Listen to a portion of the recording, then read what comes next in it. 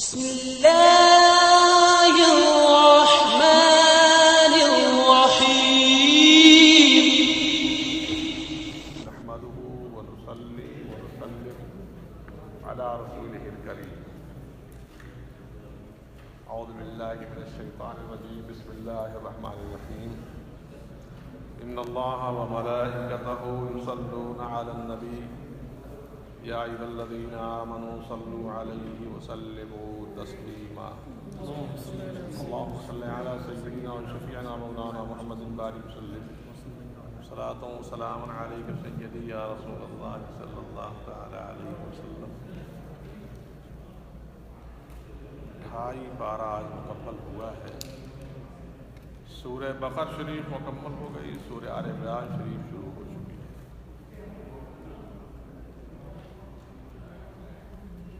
بحث چل رہی ہے یہاں سے. اب ایک بہت ہی اہم آیت کریمہ ہے, اس کو ذرا غور سے سنیے گا.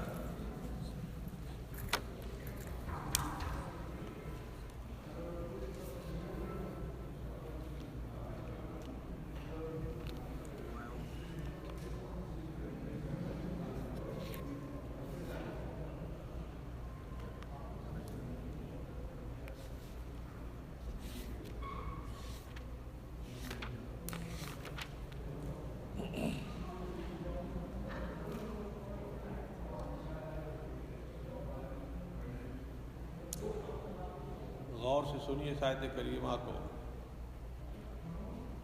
وَاقْتُلُوهُمْ حَيْثُ ثَقِفْتُمُوهُمْ وَأَخْرِجُوهُمْ مِنْ حَيْثُ أَخْرَجُوكُمْ وَالْفِتْنَةُ أَشَدُّ مِنَ الْقَتْلِ وَلَا تُقَاتِلُوهُمْ عِنْدَ الْمَسْجِدِ الْحَرَامِ حَتَّى يُقَاتِلُوكُمْ فِيهِ فَإِنْ قَاتَلُوكُمْ فَاقْتُلُوهُمْ. اس کا ترجمہ یہ ہے کہ مشرکوں کو جہاں پاؤ وہیں قتل کر دو, اور جہاں سے تم کو لوگوں نے نکالا ہے تم بھی ان کو نکال کے باہر کر دو. اور فتنہ تو یہ قتل سے بھی زیادہ شدید ہے, برا ہے. اور ہاں, ان سے مسجد حرام کے قریب جنگ نہیں کرو. ہاں, اگر وہ تم سے وہاں جنگ کرنا چاہیں تب تو جنگ کرو. فَإِنْ قَاتَلُوكُمْ فَاقْتُلُوهُمْ. پھر اگر وہ تم سے جہاد کرنا چاہتے ہیں مسجد حرام کے قریب تو پھر ان سے قتال کرو. یہ آیت کریمہ بڑی اہم ترین آیت کریمہ ہے. جس انوائرمنٹ میں ہم بیٹھے ہوئے ہیں, اس انوائرمنٹ میں اس آیت کریمہ کو سمجھیے. یہ اسلام کے اگینسٹ, جن کی نالج زیرو ہے, صفر ہے, یا جو صرف سنی سنائی باتوں کو لے کر کے اسلام کے خلاف بولتے ہیں, یہ ان کے لیے صحیح معنوں میں ایک دعوت ہے. پہلے اسلام کو پڑھا جائے.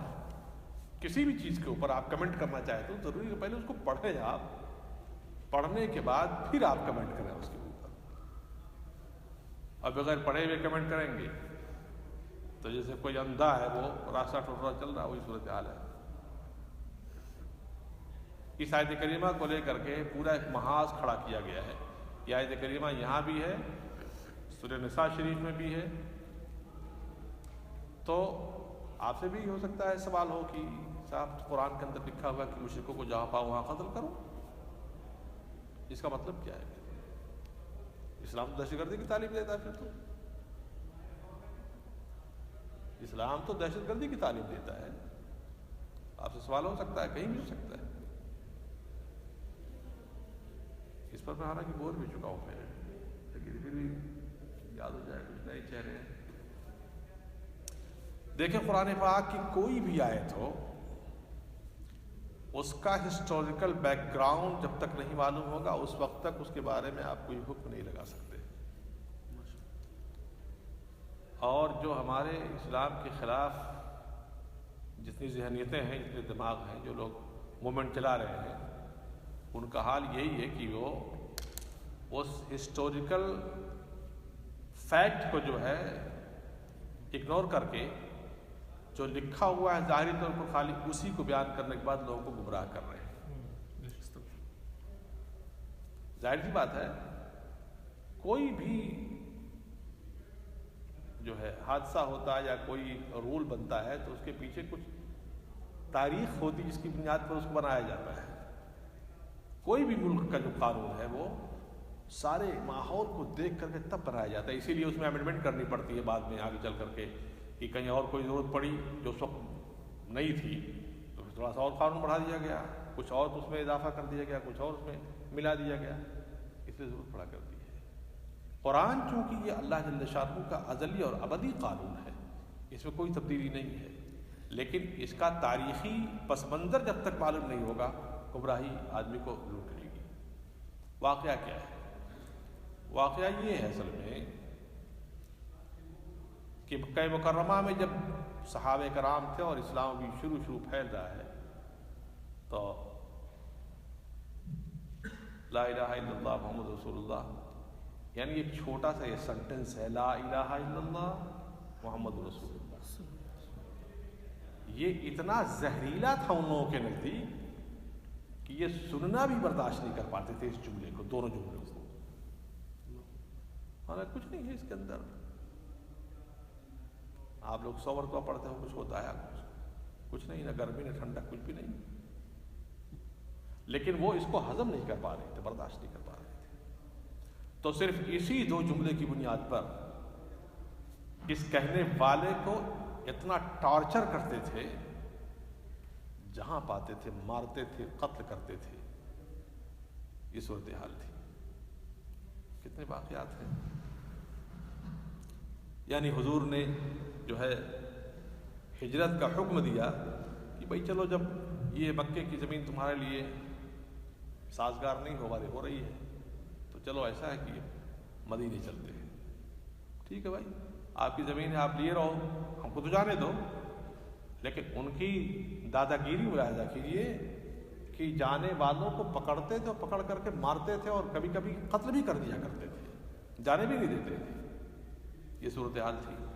خود حضور کی شہزادی سیدہ ام کلثوم رضی اللہ تعالی عنہا امید سے تھیں، وہ جب ہجرت کر کے جانے لگیں تو ان کو اونٹ سے دھکیل کر کے نیچے گرا دیا گیا اور اس میں ان کا مبارک حمل ضائع ہو گیا۔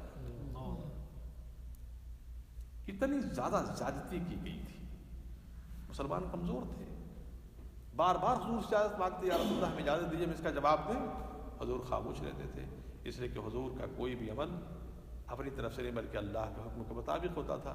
یہی کہ ابھی اللہ کا حکم کوئی نہیں اترا ہے، تم لوگ صبر کرو۔ اب اندازہ لگائیں یار، اندازہ لگائیں کہ حضرت خباب بن ارت کو آگ پہ لٹا دیا گیا اور شعلوں پر ان کی پیٹھ جل گئی، چربی پگھلی بدن سے، اس سے وہ آگ بجھی تھی۔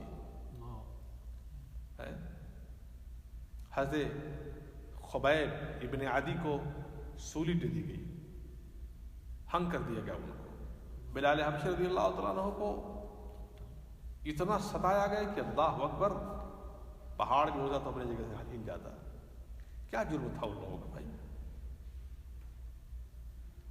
کون سا جرم تھا؟ کسی کو مار بھی نہیں رہے تھے، کسی کو قتل بھی نہیں کر رہے تھے، ان لوگوں کو بلکہ اچھی باتیں بتا رہے تھے، یار شراب نہیں پیو، یار زناکاری نہیں کرو، یہ بت جس کو تم خود اپنے ہاتھوں سے بنائے ہوئے ہو، اس کو تم پوجتے ہو، کیا عقل بندی کی بات ہے یہ؟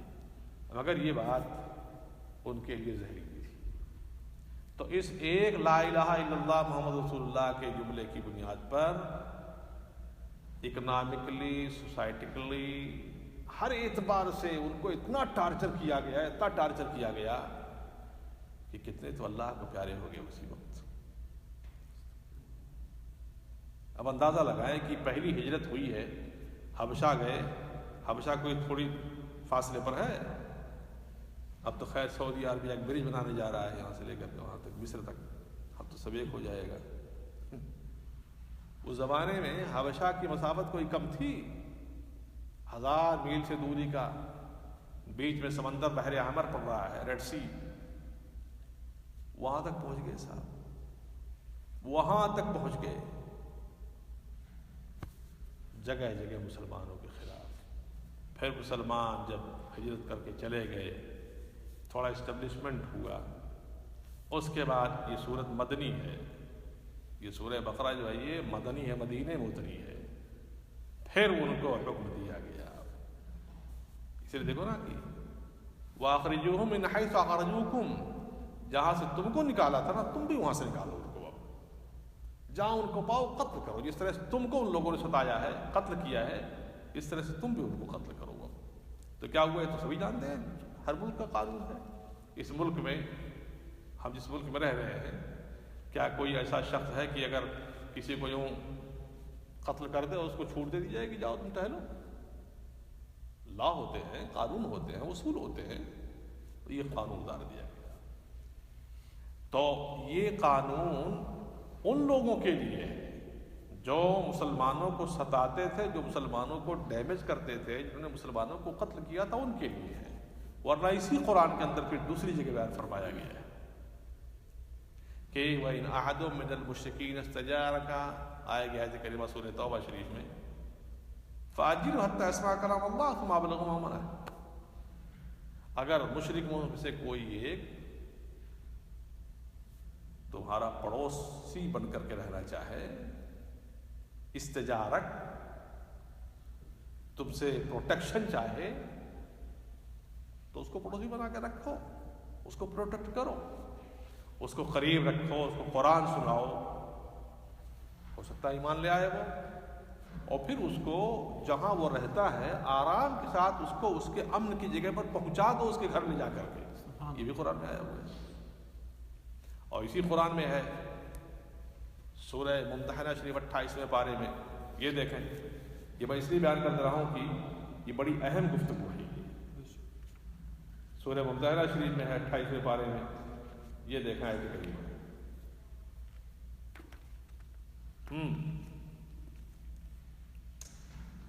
انما ینہاکم اللہ عن الذین قاتلوکم فی الدین واخرجوکم من دیارکم وظاہروا علی اخراجکم ان تولوہم ومن یتولہم فاولئک هم الظالمون۔ اور ہاں، اللہ تعالیٰ ان لوگوں سے میل ملاپ، محبت و مودت، اپنائیت سے منع کرتا ہے جن لوگوں نے تم سے جنگ کی ہے تمہارے دین میں، تمہارے گھروں سے تم کو نکالا ہے اور تمہارے نکالنے میں ایک دوسرے کے ساتھ مدد کی ہے، تو اور یہ لوگ ظالم لوگ ہیں، ان سے محبت نہیں کرو، ان کے ساتھ کوئی محبت نہیں، لیکن کیا کہا ہے؟ انما ینہاکم لا ینہاکم اللہ عن الذین لم یقاتلوکم فی الدین۔ اللہ تعالیٰ ان لوگوں سے محبت کرنے سے نہیں روکتا ہے جن لوگوں نے نہ تو تمہارے ساتھ جنگ کیا ہے تمہارے دین میں، نہ تم کو تمہارے گھروں سے نکالا ہے، بلکہ ان تبروہم وتقسطوا الیہم، بلکہ ان لوگوں نے تمہارے ساتھ اچھائی کی ہے، بھلائی کا معاملہ کیا ہے، تو ان کے ساتھ تمہاری کوئی دشمنی نہیں ہے۔ کیا بات سمجھ میں آ گئی؟ ان کے ساتھ تمہاری کوئی دشمنی نہیں ہے، دشمنی ان کے ساتھ ہے جن لوگوں نے تمہارے گھروں میں تم کو رہنے نہیں دیا۔ چنانچہ ہوا یہی کہ حکم نازل ہوا، اور پھر ان کی جب درگت بننی شروع ہوئی، ان کو قتل کرنا شروع کر دیا گیا، تو اس کے بعد پھر ان لوگوں نے پناہ مانگی اور اسلام کے میں اسٹیبلش ہو گیا۔ تو جو میں کہنا چاہتا ہوں کہ اگر آپ سے کبھی کوئی سوال کرے کہ قرآن میں تو یہ آیا ہے کہ صاحب جہاں پاؤ مشرک کو قتل کرو، بولے بالکل تم نے ٹھیک کہا ہے، لیکن تم پہلے اس آیت کا بیک گراؤنڈ جاننے کی کوشش کرو، ورنہ اسی قرآن میں تو یہ بھی ہے کہ کافروں سے محبت بھی کرو، ان سے دوستی بھی کرو، ان کے ساتھ پورا سپورٹ کرو، ان کی مدد بھی کرو، یہ بھی تو قرآن میں آیا ہوا ہے، جس کو کہ نہیں دیکھتے ہو تو۔ اللہم صلی علی سیدنا و شفیعنا مولانا محمد بارک وسلم، صلاۃ و سلام علیک سیدی یا رسول اللہ۔ رب کریم ماہ مبارک کی برکتوں سے ہم سب کو بہرہ مند فرما، اور ہماری عبادتوں کو قبول فرما، اس میں کوئی قصور و فتور ہوتا اسے معاف فرما دے العالمین، اور ہمارے لیے بخشش، مغفرت اور نجات کا ذریعہ بنا دے.